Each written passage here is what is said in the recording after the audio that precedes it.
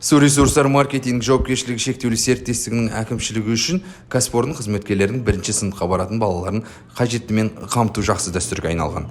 2024 жылы ата-анасы кәсіпорында жұмыс істейтін бірінші сыныпқа баратын 78 оқушы бар екен. Су ресурстар маркетинг жауапкершілігі шектеулі серіктестігінің кәсіподақ ұйымы баласы алғаш мектепке жіберілген ата-аналарға жыл сайын қаржылай көмек көрсетеді. Кәсіпорынның бас директоры Анарбек Орман бүлдіршіндерге құттықтау сөз сөйледі. Ал енді міне оқуға барасыңдар.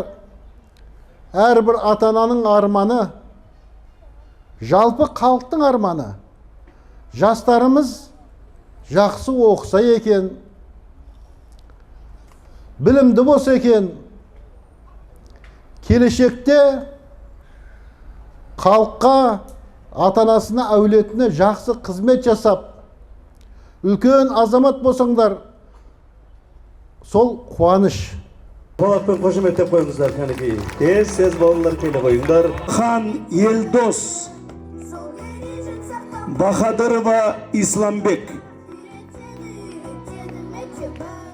Көңіл күйіміз керемет. Біздің осындай қуанышымызды, осы жұмыс істеп отқан мекемеміздің қолдауы өте көңілімізді жақсы көтеріп жатыр.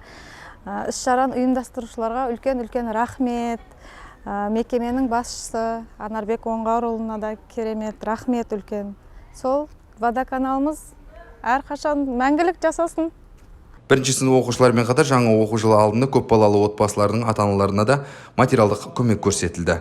Бұл қаражатты тікелей су ресурстар маркетинг жауапкершілігі шектеулі серіктестігінің қызметкерлері жинады және бұл да көпбалалы әріптестерді қолдаудың жақсы дәстүріне айналды. Мәншүк Мәметов атындағы нөмірі 35 мектебінің тәрбиеленушілері де шет қалмады. Кәсіпорын әкімшілігі мен кәсіподақ ұйымы балаларға маңызды даталар мен мерекелерді ұмытпайды. 1 қыркүйек қарсаңында бұл мектептің 50 оқушысына қажетті оқу құралдары салынған рюкзак табысталды. Балаларға пайдалы сыйлықтарды Су ресурстар маркетинг жауапкершілігі шектеулі серіктестігінің бас директоры орынбасары Сұлтан Анарбек табыс етті.